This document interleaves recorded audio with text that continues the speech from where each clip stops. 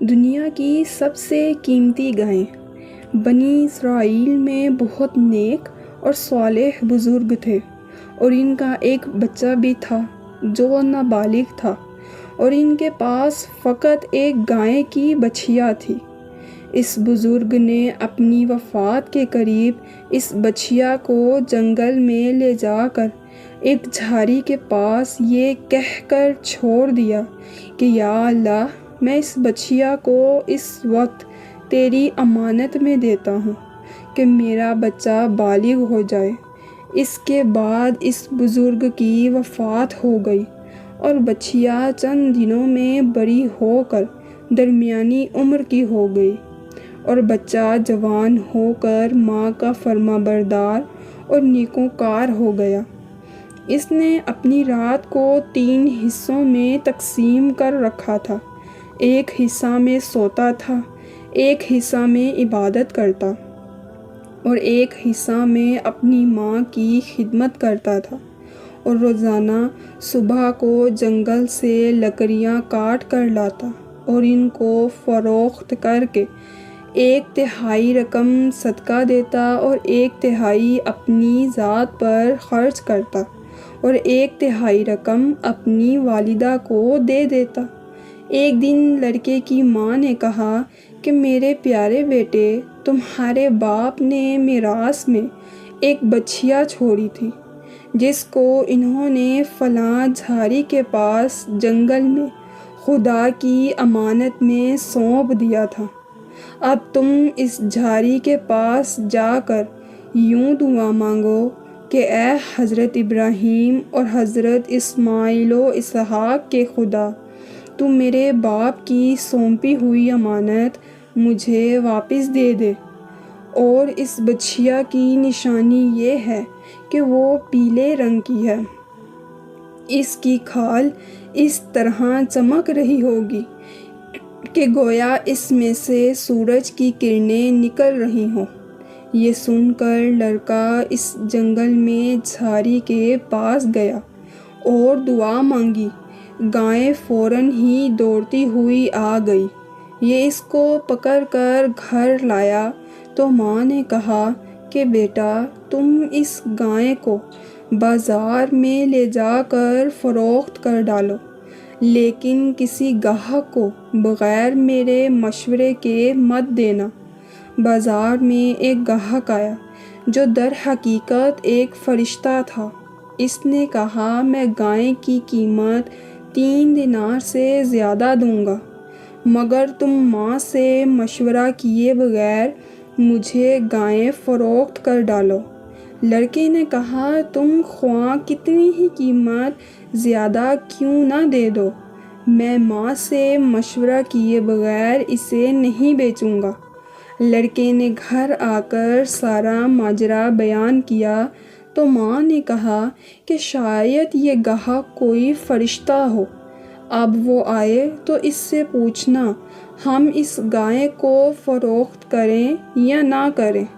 چنانچہ لڑکے نے بازار میں جب اس گاہک سے مشورہ کیا تو اس نے کہا کہ ابھی تم اس گائے کو فروخت نہ کرو، آئندہ اس گائے کو حضرت موسیٰ علیہ السلام کے لوگ خریدیں گے تو تم اس گائے کے چمڑے میں بھر کر سونا اس کی قیمت طلب کرنا، تو وہ لوگ اتنی ہی قیمت دے کر خریدیں گے۔ چنانچہ چند ہی دنوں کے بعد بنی اسرائیل کے ایک بہت مالدار آدمی کو، جس کا نام عامیل تھا، اس کے چچا کے دونوں لڑکوں نے اسے قتل کر دیا اور اس کی لاش کو ایک ویرانے میں ڈال دیا۔ صبح کو قاتل کی تلاش شروع ہوئی مگر کوئی سراغ نہ ملا، تو کچھ لوگ حضرت موسیٰ علیہ السلام کی خدمت میں حاضر ہوئے اور قاتل کا پتہ پوچھا تو آپ نے فرمایا ایک گائے ذبح کرو، اس کی زبان یا دم کی ہڈی سے لاش کو مارو تو وہ زندہ ہو کر اپنے قاتل کا نام بتا دے گا۔ یہ سن کر بنی اسرائیل نے گائے کی رنگت اور عمر کے بارے میں بحث اور کریت شروع کر دی، اور بالآخر جب وہ اچھی طرح سمجھ گئے کہ فلاں قسم کی گائے چاہیے تو گائے کی تلاش شروع کر دی، یہاں تک کہ اس لڑکے کے پاس پہنچے تو ہو بہو ایسی ہی گائیں تھی۔ چنانچہ ان لوگوں نے گائے کو اس کی چمڑی میں بھر کر سونا دیا اور ذبح کر کے اس کی زبان یا دم کو ہڈی سے لاش کو مارا، تو وہ زندہ ہو کر بول اٹھا کہ میرے قاتل میرے چچا کے 2 لڑکے ہیں، جنہوں نے میرے مال کی لالچ میں مجھے قتل کر دیا ہے۔ یہ بتا کر وہ پھر مر گیا۔ چنانچہ ان دونوں کو قصاص میں قتل کر دیا گیا، اور مرد صالح کا لڑکا جو اپنی ماں کا فرمانبردار تھا کثیر دولت سے مالا مال ہو گیا۔ اس پورے مضمون کو قرآن مجید کی آیتوں میں اس طرح بیان کیا گیا ہے۔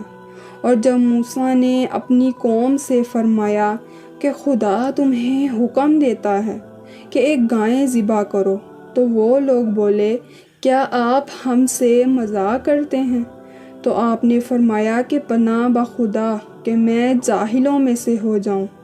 تو ان لوگوں نے کہا کہ آپ اپنے رب سے دعا کیجئے، وہ ہمیں بتا دے کہ گائیں کیسی ہونی چاہیے۔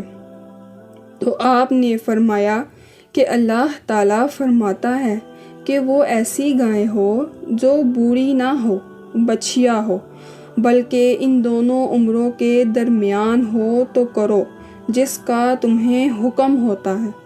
تو وہ لوگ بولے آپ اپنے رب سے دعا کیجئے کہ وہ ہمیں بتا دے کہ اس کا رنگ کیسا ہو۔ تو آپ نے فرمایا اللہ تعالیٰ فرماتا ہے کہ اس کا رنگ پیلا ہو، جس کی رنگت ڈھہڈھاتی ہو، جو دیکھنے والوں کو خوش کر دے۔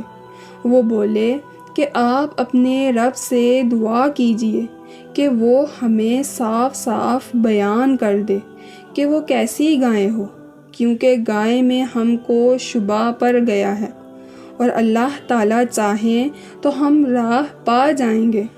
آپ نے فرمایا کہ اللہ تعالیٰ فرماتا ہے کہ وہ ایسی گائے ہو جس سے زمین جوتنے کی خدمت نہ لی جاتی رہی ہو، اور نہ وہ کھیت میں پانی بھرتی ہو، بے عیب ہو اور اس میں کوئی داغ نہ ہو۔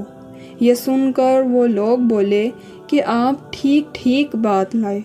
پھر ان لوگوں نے اس گائے کو ذبح کیا، اور ذبح کرتے معلوم نہ ہوتے تھے۔ اور اے بنی اسرائیل، جب تم لوگوں نے ایک خون کیا اور ایک دوسرے پر اس کی تہمت ڈالنے لگے، اور اللہ کو ظاہر کر دینا تھا جس کو تم چھپاتے ہو، پھر ہم نے ان لوگوں سے فرمایا کہ تم لوگ اس مقتول کو اس گائے کے ایک ٹکڑے سے مارو، اور اللہ اسی طرح مردوں کو زندہ فرما دے گا، اور وہ اپنی نشانیاں تم لوگوں کو دکھاتا ہے تاکہ تم لوگ اس بات کو سمجھ لو۔